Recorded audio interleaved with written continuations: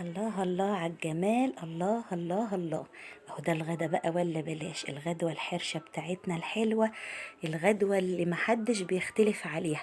بتهيألي كده مش هيختلف عليها اتنين ابدا ابدا ابدا. طبعا الشعب المصري بتاعنا كله بيحب الاكلات الحرشة دي. عاملين النهاردة أكلة حرشة حلوة قوي. الله، وخصوصا الطبق ده، يا سلام يا سلام يا سلام. يلا قومي بسرعة كده جربي معايا الغدوة الحرشة دي.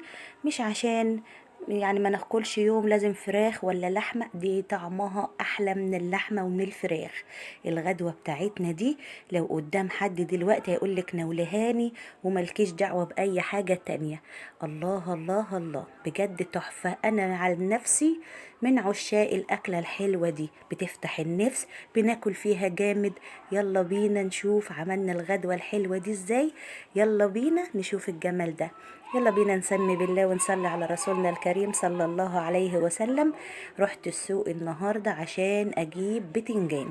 البتنجان النهاردة حلو في السوق ومش غالي، يعني الحمد لله الأسعار النهاردة كويسة. عندنا القوطة هنا أنا جايباها ب5 جنيه، وكمان البتنجان الرومي العسل ده ب5 جنيه، والبطاطس ب12 جنيه. اللي مش راضي يتزحزح هو البصل، بس أنا جبت من الجديد ب20 جنيه. كده بصوا اهو، عندنا بقى هنغسل البتنجان، وطبعا عندنا فلفل. الاكله دي الشيء لزوم الشيء، لازم كل اللي انا وريته لكم ده يتحط في الاكله الجميله دي. يلا قومي هاتي كيلو بتنجان، وطبعا عندنا جرجير، وده اسمه سيريس او شاكوريا او اي حاجه اللي انتوا بتسموه، يعني في كل بلد باسم، بس احنا عندنا بنقول عليه سيريس. لقيته في السوق ما صدقت، يا سلام، ده دي كنز لوحده مع شوية جرجير، وهنغسلهم. وكل الكلام الحلو ده هنغسله حلو قوي، وهنشوف الغدوة بتاعتنا. يلا قومي ما تكسليش، والله طعمها تحفة، وهتاكلي منها وهتقولي خلاص انا كده على الاخر. جبت البتنجان طبعا بتاعي، غسلته وغسلنا القوطة وقطعته شرايح حلوة زي ما انتوا شايفين كده. وهنرش عليه ايه؟ معلقتين من الملح عشان ما يشربش معايا زيت كتير. حطيته طبعا بعد ما غسلته وقطعته في مصفى، وكمان ينزل المرارة، لو في سنة مرارة بتنزل مع الملح. بصوا كده اهو. هتقولي البتنجان بقى وهيشرب زيت ومش هيشرب زيت، عايش عايزة تعمليه في المقلي ادهنيه زيت فوق وتحت وحطيه في الفرن، بس احنا هنعمله النهارده مقلي، هو بس اللي هيتقلي وهيبقى حلو قوي طالما رشيتي عليه ملح. ممكن وانت بتقليه بقى تقومي حاطه ايه في شويه دقيق من هنا ومن هنا. طبعا هنا انا بدأت القلي معاكم اهو.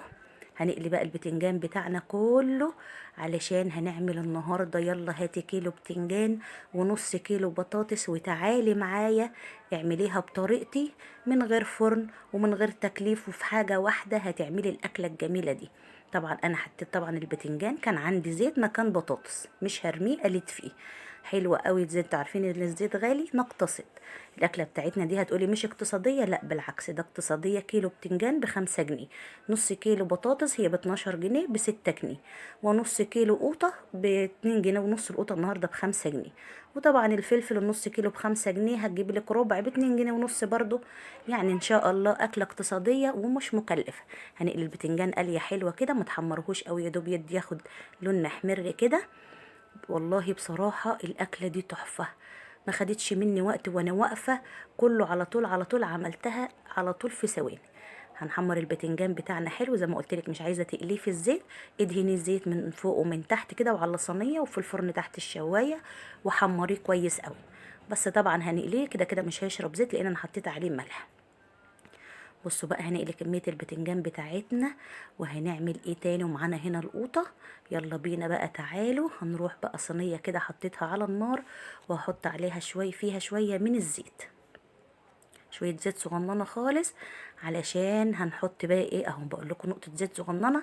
اعملي حساب ان البتنجان مقلي، يعني ما تكتريش الزيت. وطبعا عندي البطاطس هنا غسلتها وقطعتها صوابع تخينة شوية عن القلي. دلوقتي انا مش هعمل ايه، مش هقلي البطاطس، كفاية عليا قلي البتنجان بس. جرب الطريقة دي هتعجبك، وفي صينية واحدة وعلى عين البوتاجاز من فوق، ولا فرن ولا اي حاجة، في ثواني كانت خلصانة معاكي الاكلة الجميلة دي. طبعا انا حطيت نقطة زيت تسخن على الطاسة على الصينية كده، وبرضو مخلية بالي من البتنجان جنبي. حطينا هنا نقطة زيت صغيرة. هنجيب ايه تاني؟ يلا شوفي هنجيب ايه تاني. عندي بصلتين زي ما قلت لكم، البصل الجديد ب20 جنيه، هاتي نص كيلو بصل ب10 جنيه. بصلتين بقى اي تقطيع، مكعبات، جوانح ناعمة اللي انت عايزاه. انا قطعتها تقطيعات كبيرة كده، مش صغيرة قوي. قطعيها زي ما انت عايزة، ممكن تقسميها 4 كده وترنشات ترنشات كده في ثواني. عملت بصلتين صغننين كده متوسطين، وحطيت عليهم، وحطينا نقطة زيت صغير. هنعمل ايه دلوقتي بقى؟ هناخدها تشويحة حلوة كده. البطاطس هنحط البصلاية يا دوب تصفر كده، تدبل بس مش اكتر. سريع سريع كده كنا قطعنا البطاطس بتاعتنا، وطبعا الطاسة شغالة زي ما قلت لكم، هي مكان قلي بطاطس فحطيت مكانه، بنخلص نغسلها وخلاص. بصوا كده، والله طعمها تحفة وريحتها تحفة. كده انا بشوح البصل تقلبتين سريعه كده، معلش الكاميرا مش جايه بالظبط عليها، حطها على البتنجان، بس انا كده بشوح اهي، خدت بالي رحت جايبه الكاميرا عليها. كده حطينا بقى ايه، هنديها بقى تشويحه يدوب تدبل بسيط كده، وهنحط معاها ايه، هنصفي البطاطس. انا مش هقلي البطاطس، في ناس بتحب تقلي البطاطس، لا احنا مش هنقلي البطاطس، كفايه قلي البتنجان. هحط بقى البطاطس، هتاخد تشويحة وهتاخد لون ذهبي فاتح قوي كده مع ما تشوحيها مع البصلايه. جربي الطريقة دي هتعجبك، وان شاء الله هتعتمديها على طول. يلا لو وصلت معايا لحد هنا ما تنسينيش في اللايك وشارك الفيديو مع اصحابك، عشان كل واحد لو هيستفيد مني بحاجة صغيرة قوي. زي ما قلت لكم صوابع تخينه شويه عن القلي، انا مش هعملها. في ناس بتطبخ بطاطس طبيخ كده، يعني الحجم اللي زي ما تكوني رايحه تطبخيها طبيخ كده اهي، ماسكه نفسها شويه عشان ما تتكسرش وتتهري مني. طبعا انا بطلع البتنجان وهنا سايبه دي تتشوح معايا، عشان نقلبها كويس قوي في البطاطسايه، في البصلايه تكون مثلا ايه متطجنه، يعني زي ما تكوني واخداها لون مع الزيت كده. هنا حته من التوم حطيتها، طبعا ما كناش حطينا توم، حطينا حته من التوم. وطبعا هنا عندي باكو من المرقه، هحمصه كده برضو مع البطاطس اهي، بحطه في ارضيه الصينيه ايه، ياخد تحميصه ويطلع الروايح بتاعتها.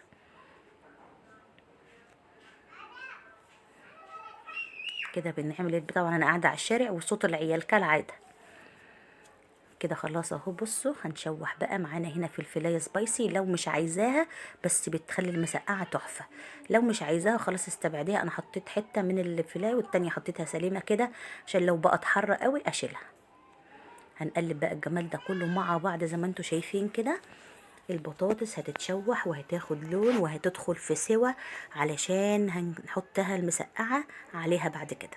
بس اما اخلص قلي البتنجان، خلي بالك بس من التكات اللي انا عاملاها بطريقة حلوة قوي المسقعة، بطريقة مش هتخليكي لا تعمل لك حموضة ولا تبقي تعبانة بعد ما تاكليها، خفيفة قوي قوي قوي كده. طبعا احنا هنشوحها زي ما انتوا شايفين كده اهو، ملكوش دعوة بالصوت اللي على الشارع.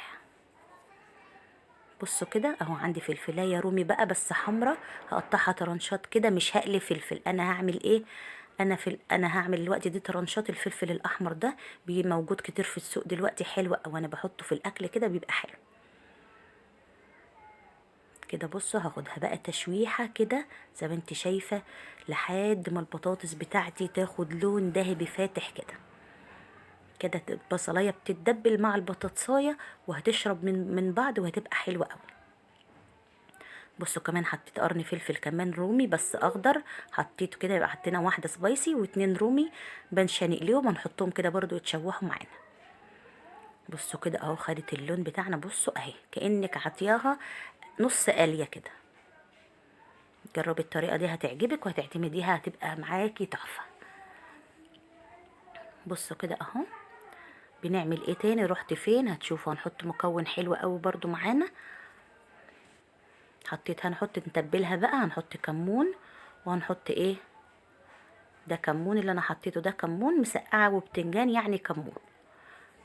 وحطينا رشه فلفل صغيره خالص. وهنحط حاجه كمان معانا دلوقتي هوريها لكم اهي، حاجه بتخلي طعم الحاجات دي تحفه. دي سنه سكر عشان ان احنا هنحط بقى ايه، قوطه طبعا سنة سكر صغننة على طرف المعلقة. عندي مكعبات من القوطة، حوالي نص كيلو من القوطة أنا قطعته مكعبات كده.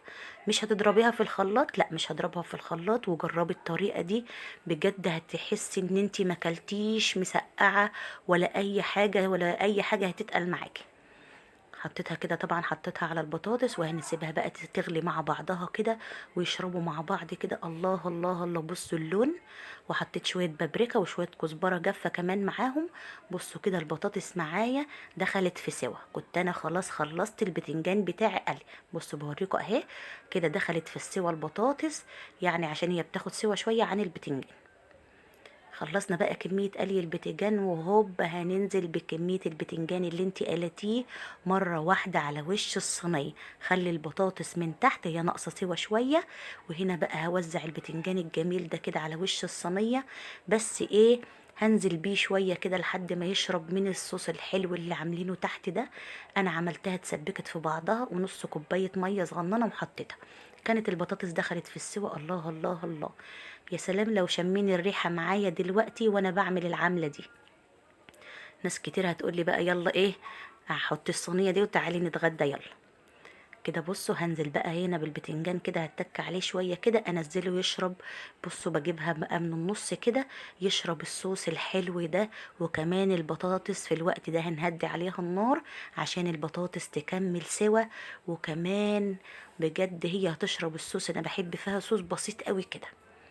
بصوا اهي البطاطس كده خلاص دخلت، فاضل لها حاجات بسيطة قوي على البوتاجاز من فوق. لا ولعنا فرن ولا عملنا مواعين كتير ولا عملنا حاجة، كله في ثواني في صينية واحدة واحنا واقفين. جربي الطريقة دي والله هتعجبك، وهتلاقي طعمها تحفة، انا متأكدة انها هتعجبك. بصوا البطاطس لسه حاجات بسيطة طبعا عن البطاطس. وهنا كنت قليت كام وحداية من الفلفل كده، اللي هو مش حر قوي برضو، حلو. حطيتهم على الوش كده، دول شوحتهم مكان البتنجان بس يدوني شكل كده. وطبعا وطبعه معلش، طعمه بيبقى حلو قوي مع الأكلة دي. هتاكليها كده مش هنقلي حاجة جنبه، كفاية قلي هو كده بس. الله انا جعت عشان كده لسه ما اكلتش، فجعت، فبقول لكم ايه، نفسي امد ايدي اكل الصينيه دي. وبكده يا حبايبي نكون خلصنا الاكله بتاعتنا النهارده. وعملت بقى يا ولاد شويه جرجير وشويه جبنه قديمه بالطحينه وبالقوطه وبالفلفل، وعليها رشه زيت، تحفه تحفه تحفه تحفه. وشويه عيش بلدي كده بقى، يا سلام. وشوية بصل اخضر، طبعا انا غاسلة بصل اخضر برضو. بصوا مستوية دايبة دوب، وكمان البطاطساية مستوية. جربوها والله، مش بالشوكة بقى، مش هعمل اتيكيت، لا ده انا هعمل عيش ودن قطة كده، وهنزل على الجبنة اللي بالقوطة بالطحينة وكمان المسقعة. احنا بنعشق الاكلة دي. وشوية عيش بلدي من الله على الطبق ده. الله، جبنة قديمة بالطحينة وبالفلفل الرومي وبالطحينة كده، وعليها قوطة متقطعة، وشوية زيت رش على الوش كده. وسعوا وسعوا وسعوا بقى. بصوا العيش البلدي بتاعنا الجميل طبعا جاي من الفرن كده طازة. وهننزل، انا هغمس الجبنة مغرية، انا بعشقها. الجبنة القديمة بتتعبنا بس برضه ما فيش فايدة. جربوا الطريقة دي في المسقعة، واعملوا طبق الجبنة القديمة التحفة اللي انتوا شايفينه ده، وشوية من الجرجير وشوية مخلل وشوية وبصلاية خضرة. واوعوا وسعولي، ويلا بينا ناكل الأكلة الحلوة. جربوا الطريقة دي ان شاء الله تعتمديها على البوتاجاز من فوق، ومش هتاخد منك وقت، وهتعمليها على طول. جربيها وقولوا لي رأيكم في التعليقات، وان شاء الله تعجبكم يا حبايبي. يلا ما تنسوش اللايك والشير وتفعلوا الجرس عشان يوصل لكم كل جديد من شروق وماما في المطبخ. وتحياتي وسلام.